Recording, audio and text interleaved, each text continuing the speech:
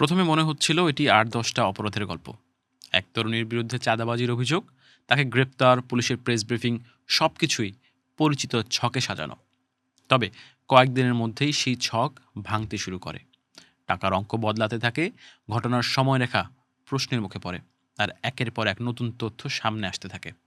একটি চাঁদাবাজির মামলার মাধ্যমে যে ঘটনাটি শুরু, সেটি কয়েকদিনের মধ্যে আর সাধারণ আইন শৃঙ্খলা সংক্রান্ত বিষয়ে সীমাবদ্ধ থাকেনি। তাহরিমা জান্নাত সুরভির বিরুদ্ধে আনা অভিযোগ, তার গ্রেপ্তার এবং তারপর যেসব তথ্য সামনে আসতে শুরু করে, তাতে আলোচনার কেন্দ্রে চলে এসেছে দেশের বিচারিক ও প্রশাসনিক ব্যবস্থা। শুরুতে আইনশৃঙ্খলা বাহিনীর পক্ষ থেকে দাবি করা হয় সুরভ একটি সংঘবদ্ধ চাঁদাবাজ চক্রের সঙ্গে যুক্ত এবং তার বিরুদ্ধে ৫০ কোটি টাকা চাঁদাবাজির অভিযোগ রয়েছে। তবে মামলার এজাহারে দেখা যায় সুরভির বিরুদ্ধে অপহরণের আর মুক্তিপণের জন্য ৫ লাখ টাকার দাবির অভিযোগ আনা হয়েছে। এরপর আলোচনায় আসে আরেকটি বিষয়। সুরভির পক্ষ থেকে দাবি করা হয় মামলার বাদী সাংবাদিক নাইমুর রহমান দুর্জয় তাকে অনৈতিক প্রস্তাব দিয়েছিলেন এবং তিনি তা প্রত্যাখ্যান করায় প্রতিশোধ হিসেবে মামলাটি করা হয়েছে। দুর্জয়ের বিরুদ্ধেও মামলা করেছিলেন সুরভির মা। আর দুইটি মামলার তদন্তকারী কর্মকর্তা একই, এসআই ওমর ফারুক। তার বিরুদ্ধে অভিযোগ উঠেছে। সুরভির দাবি, কালিয়াকৈর থানার মৌচাক পুলিশ ফাঁড়িতে কর্মরত এই এসআই তার কাছে টাকা দাবি করেছেন। তিনি তা দিতে অস্বীকৃতি জানালে গ্রেপ্তার প্রক্রিয়া ত্বরান্বিত হয়। সবশেষে বিষয়টি পৌঁছায় মানবাধিকার ও শিশু সুরক্ষার প্রশ্নে। দাবি করা হচ্ছে সুরভির বয়স মাত্র কয়েকদিন আগে ১৭ পূর্ণ হয়েছে, তাই আইন অনুযায়ী তিনি এখনও শিশু। সে অনুযায়ী এই ধরনের ঘটনা ঘটে থাকলে তা আর নৈতিক অপরাধ নয়, বরং তা ফৌজদারি অপরাধ। তবে এই বিষয়ে কোনো তদন্ত শুরু হওয়ার তথ্য জানা যায়নি। ঘটনার শুরু গত ২৪ ডিসেম্বর। সেদিন গাজীপুরের টঙ্গীর নিজ বাসা থেকে জুলাই আন্দোলনের পরিচিত মুখ সুরভিকে গ্রেপ্তার করে পুলিশ। তার বিরুদ্ধে মামলাটি করেছিলেন দৈনিক বাংলাদেশ প্রতিদিনের মাল্টিমিডিয়া রিপোর্টার সাংবাদিক নাইমুর রহমান দুর্জয়। তার দায়ের করা এজাহারে সুরভির বিরুদ্ধে অপহরণ, প্রতারণা ও মারধরের অভিযোগ করা হয়। সুরভির আইনজীবী মোস্তাফিজুর রহমান বলছেন, একই থানায় দুর্জয়ের বিরুদ্ধেও মামলা দায়ের করেছিলেন সুরভির মা। তবে পুলিশ সেই মামলায় কোনো কার্যকর ব্যবস্থা নেয়নি বলে দাবি তার।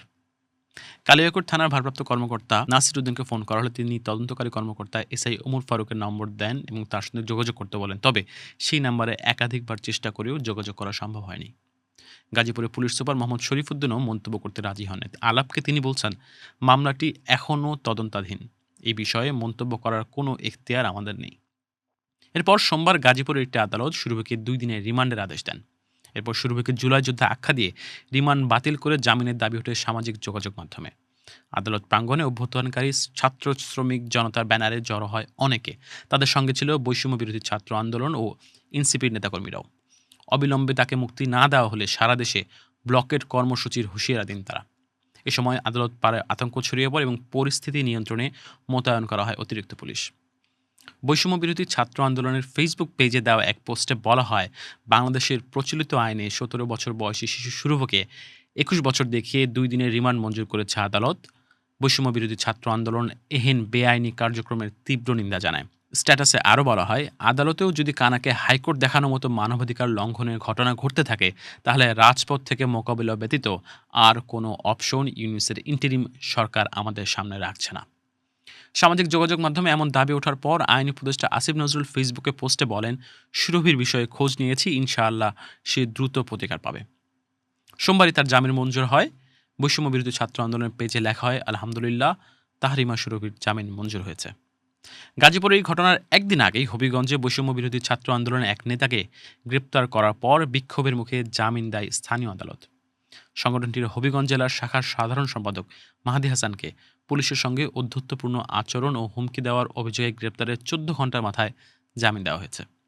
শনিবার সরকারি কাজে বাধা প্রদান ও পুলিশ কর্মকর্তার সঙ্গে অসদাচরণের অভিযোগে শায়েস্তাগঞ্জ থানায় করা মামলায় যখন মাহাদিকে আদালতে নেওয়া হয়, সে সময় প্রাঙ্গণে বৈষম্য বিরোধী ছাত্র আন্দোলনের শতাধিক নেতাকর্মী জড়ো হয়েছিলেন।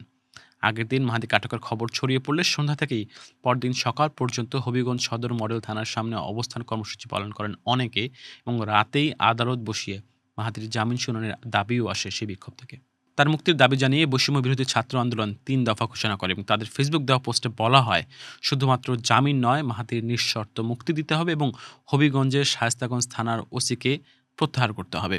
তারা আরও বলছে, জুলাই গণঅভ্যুত্থানে অংশগ্রহণকারী ছাত্র শ্রমিক জনতার ১ জুলাই থেকে ৮ আগস্ট পর্যন্ত পরিচালিত সকল কর্মকাণ্ডের দায় মুক্তি প্রদান করে আগামী ২৪ ঘন্টার মধ্যে রাষ্ট্রপতির মাধ্যমে অধ্যাদেশ জারি করতে হবে। এমন পরিস্থিতিতে গ্রেপ্তারের ১৪ ঘণ্টা পর আদালত জামিন দেয় মাহাদিকে, আর সুরভির বেলায় তা আসে মাত্র ৫ ঘণ্টা পর। জাতীয় নাগরিক পার্টি এনসিপি বলছে জুলাই যোদ্ধারা টার্গেটেড হচ্ছে। তাদের দাবি, জুলাই আন্দোলনের সঙ্গে যুক্ত মুখগুলো প্রশাসনিক ও রাজনৈতিক চাপের মধ্যে পড়ছে। সুরভির জামিন পাওয়ার পর তার সঙ্গে দেখা করতে যান এনসিপির শীর্ষ নেতা নাহিদ ইসলাম। সে সময় সুরভি দাবি করেন তিনি নিপীড়নের শিকার হয়েছেন। তিনি বলছেন, আমাকে হয় সুস্থ অবস্থায় বের করতেন, না হলে লাশ হিসেবে বের করতেন। আত্মহত্যা বের করার কোনো দরকার ছিল না। নাহিদ ইসলাম তখন গণমাধ্যমকে বলছেন, জুলাই যোদ্ধা সুরভির সাথে ন্যায় বিচার হয়নি এবং তার বিরুদ্ধে আনা অভিযোগগুলো সম্পূর্ণ বানোয়াট।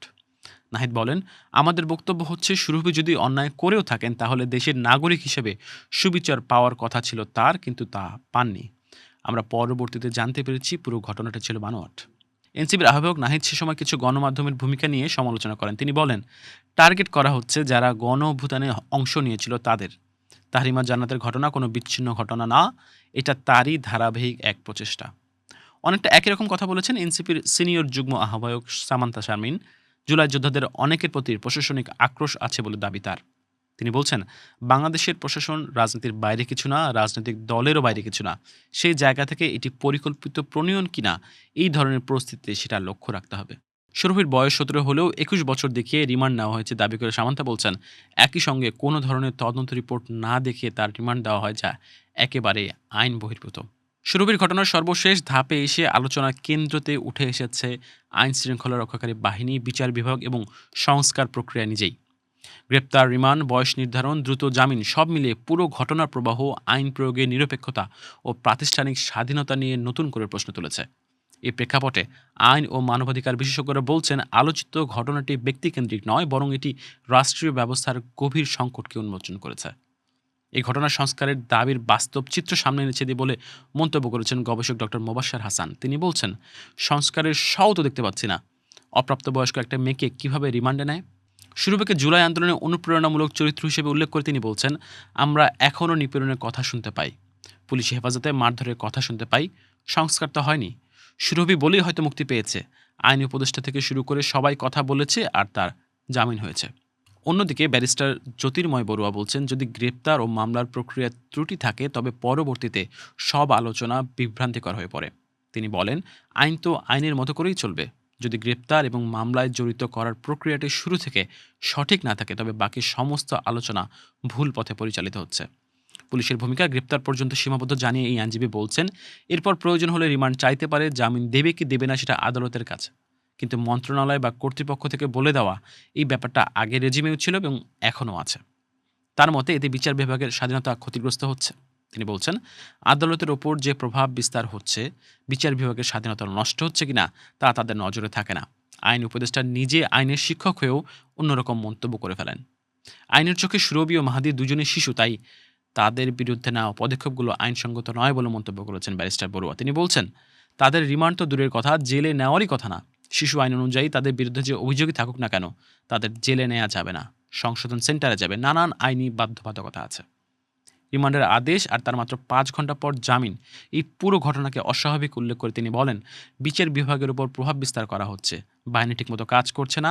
এই পরিস্থিতি থেকে বের হওয়ার জন্যই তো আন্দোলন, এত মানুষ প্রাণ দিল, কিন্তু বেসিক পরিবর্তন আসছে না।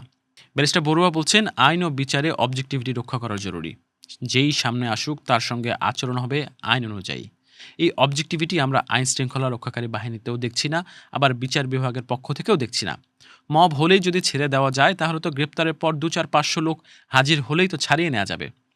তবে জুলাই যোদ্ধারা প্রশাসনের লক্ষ্যবস্তু এমন দাবির সঙ্গে একমত নন জ্যোতির্ময় বড়ুয়া। তিনি বলছেন, উল্টো তারা এতদিন সুবিধা পেয়ে এসেছে। রাষ্ট্রীয়ভাবে তাদের সুযোগ সুবিধা দেওয়া হয়েছে যা দৃষ্টিকটু ছিল, অন্যায্য ও অপ্রয়োজনীয় ছিল। এই সুবিধা দেওয়াটাই উচিত হয়নি। রাষ্ট্রীয় সুবিধা ব্যবহার করে দল তৈরি করার অভিযোগ পুরনো, এবং পরবর্তীতে আমরা সেই আলামতও দেখেছি। অসুবিধা হওয়ার চাইতে সুবিধাই তারা বেশি পেয়েছে।